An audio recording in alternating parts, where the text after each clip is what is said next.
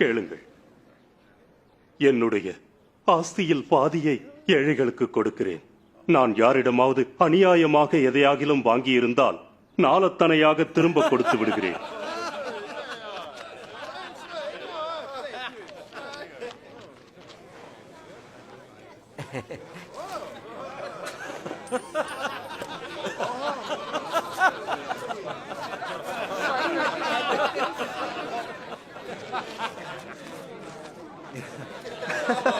என்ன வரி வசூலிக்கும் ஒருவன் அதை திரும்ப கொடுக்கிறானா? என்னால் நம்ப முடியவில்லையே.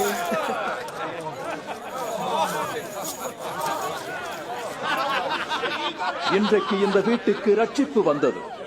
இவனும் ஆபிரகாமின் குமாரனாய் இருக்கிறானே. இழந்து போனதை தேடவும் ரட்சிக்கவுமே மனுஷகுமாரன் வந்திருக்கிறான்.